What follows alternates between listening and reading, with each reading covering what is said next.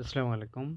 ৫০তম BCS প্রিলি পরীক্ষা ২০২৬-এর সাম্প্রতিক বাংলাদেশ ও আন্তর্জাতিক বিষয় নিয়ে আমরা যদি একটু আলোচনা করি।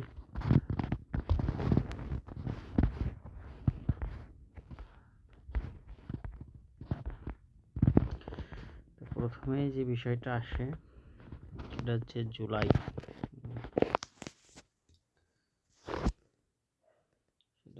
জুলাই জাতীয় সনদ ২০২৫। এখানে দেখেন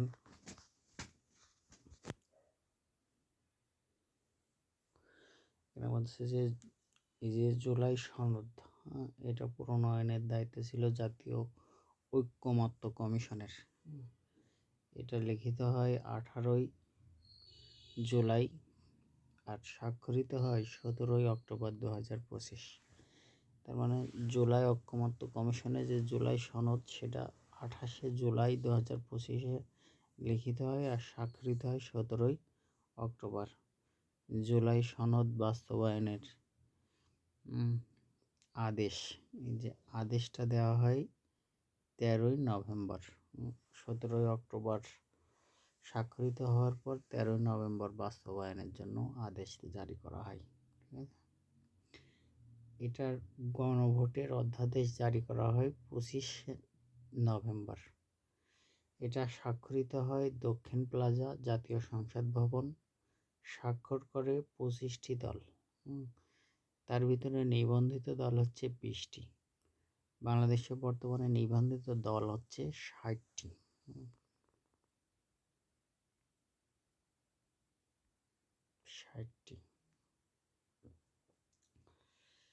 তারপরে দেখেন মোট পৃষ্ঠা হচ্ছে 52টি। মোট পৃষ্ঠা 52টি। সনদের ভাগ 3টা। প্রথম অংশ হচ্ছে সনদের পটভূমি, দ্বিতীয় অংশ সংস্কার প্রস্তাব। এই সংস্কার প্রস্তাবটা হচ্ছে আপনার 84টি। এটা ইম্পর্টেন্ট যে সনদের প্রস্তাব এই যে 84টি। আর তৃতীয় ভাগে হচ্ছে সনদ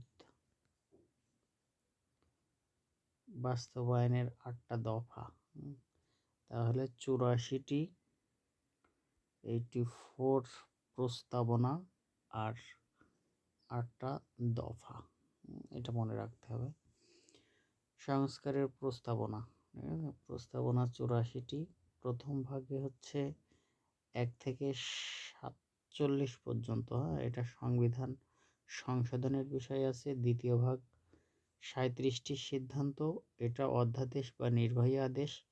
আর জুলাই সনদ 2025 বাস্তবায়নের জন্য 8টি প্রস্তাবনা প্রস্তুতি, 8টা অঙ্গীকারনামা রয়েছে। নোট অফ ডিসেন্ট, এটার অর্থ হচ্ছে আনুষ্ঠানিকভাবে ভিন্ন। নোট অফ ডিসেন্ট, আনুষ্ঠানিকভাবে ভিন্ন মত। আর এখানে যদি আমি একটু পড়ি, যেটা গেছে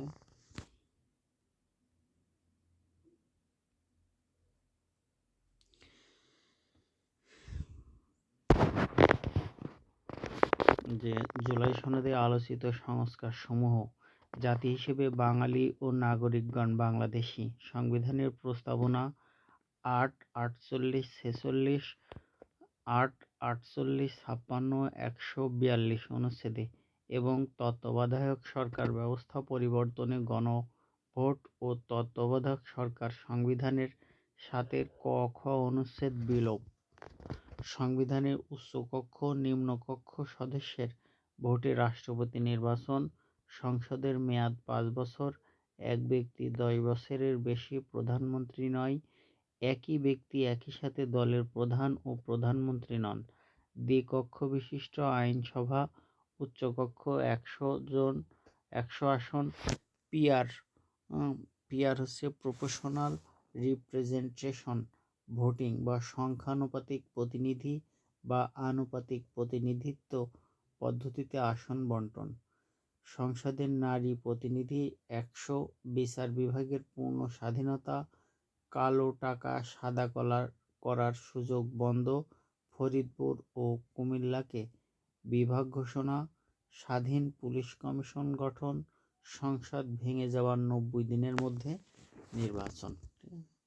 এই যে গণভোটে এই সবগুলো পাশ করার বিষয়ে আলোচনা হবে। তারপরে দেখেন জুলাই ঘোষণাপত্র। জুলাই ঘোষণাপত্রে জুলাই গণ অভ্যুত্থান বর্ষবরণ পূর্তি উপলক্ষে 36 জুলাই অর্থাৎ 5 আগস্ট মানিক মিয়া এভিনিউতে ঐতিহাসিক জুলাই ঘোষণাপত্র পাঠ করা হয়। এটা পাঠ করেন ডক্টর মোহাম্মদ ইউনূস। মূল থিম ছিল উপনিবেশী বিরোধী লড়াই, বাকশাল নামক এক নায়কতন্ত্র বিরোধী গণ অভ্যুত্থানের স্বীকৃতি, গণতান্ত্রিক সংস্কার, বহুদলীয় গণতন্ত্র প্রতিষ্ঠা। ঘোষণাপত্রের দফা হচ্ছে 28টি। এটা যেন গোলাই না। আর সংস্কার প্রস্তাব হচ্ছে 8টি দফা, আর হচ্ছে 84টি দফা আর 8টি হচ্ছে তফসিল। আর ঘোষণাপত্রের দফা হচ্ছে 28টি, অঙ্গীকার হচ্ছে 6টি।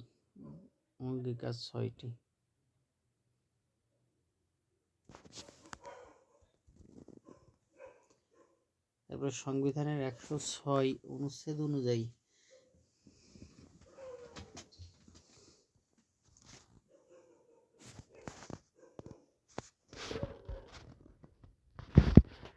সংবিধানের 106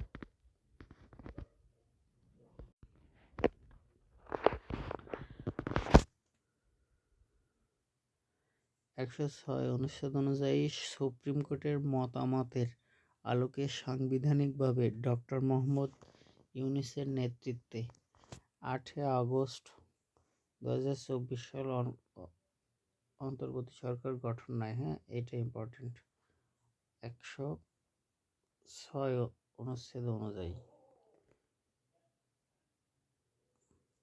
সংস্কার প্রস্তাবগুলো নির্বাচিত সরকার 2 বছরের মধ্যে বাস্তবায়ন করবে।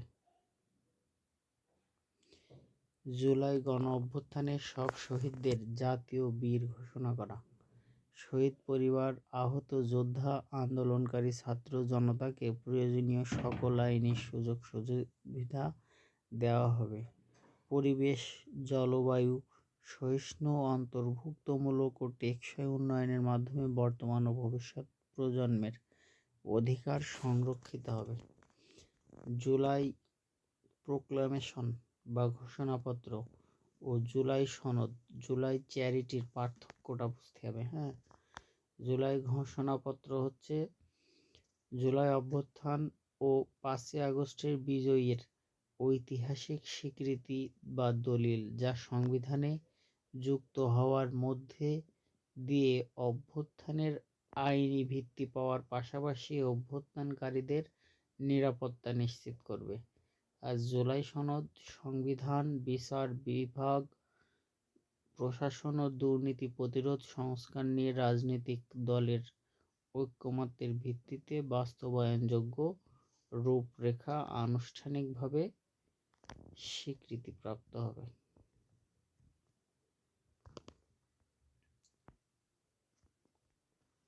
নোট: প্রোক্লামেশন শব্দের অর্থ হচ্ছে ঘোষণাপত্র, আর ডিক্লারেশন শব্দের অর্থ হচ্ছে ঘোষণা।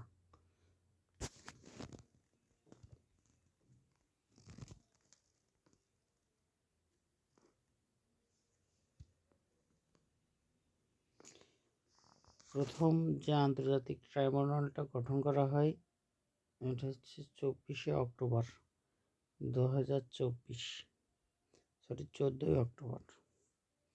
আর দ্বিতীয় হচ্ছে 8 মে 2025। প্রধান চেয়ারম্যান হচ্ছে গোলাম মর্তুজা মজুমদার। দ্বিতীয় দ্বিতীয়টা হচ্ছে নজরুল ইসলাম চৌধুরী।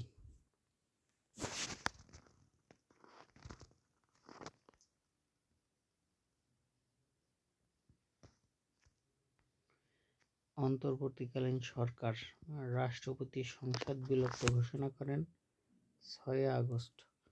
অন্তর্বর্তী সরকার গঠন করে 18 আগস্ট। অন্তর্বর্তী সরকারের মোট সদস্য হচ্ছে 22 জন, এর মধ্যে 4 জন নারী। উপদেষ্টা সহ মোট 23 জন। 3 জন উপদেষ্টা পদত্যাগ করায় বর্তমান উপদেষ্টা সংখ্যা হচ্ছে 20টি।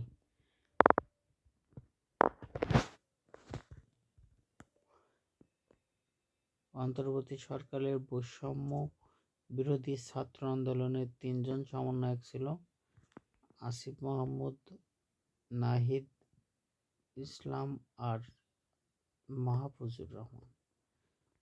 প্রেস সচিব হচ্ছে শফিকুল আলম। অন্তর্বর্তী সরকারের নারী 4 জন হচ্ছে: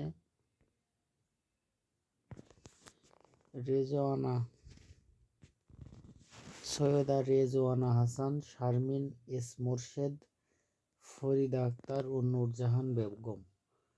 প্রধান উপদেষ্টার দায়িত্বসমূহ মন্ত্রণালয় হচ্ছে প্রতিরক্ষা মন্ত্রণালয়, খাদ্য, জনপ্রশাসন, বেসামরিক বিমান ও পর্যটন মন্ত্রণালয়। তত্ত্বাবধায়ক সরকার আমলে প্রধান উপদেষ্টাগণ প্রধান ছিল শাহাবুদ্দিন আহমেদ। 6 ডিসেম্বর 1990 থেকে তিনি 9 অক্টোবর পর্যন্ত। তারপরে দ্বিতীয় হচ্ছে হাবিবুর রহমান, তারপরে লুৎফুর রহমান, তারপরে ইয়াজিদ উদ্দিন আহমেদ, তারপরে ফখরুদ্দিন আহমেদ।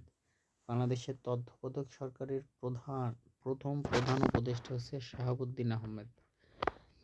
বিগত তত্ত্বাবধায়ক সরকারের অর্ডিন্যান্স জারি করেছিল 122টি। সংবিধানের 13তম তত্ত্বাবধায়ক সরকারের উপদেষ্টা ছিলেন হাবিবুর রহমান।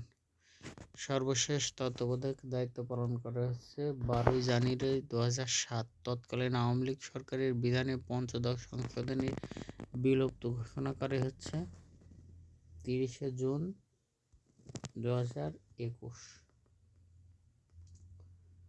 ডক্টর মোহাম্মদ ইউনূসের জীবনী। এ পর্যন্ত থাক আজকে। ধন্যবাদ।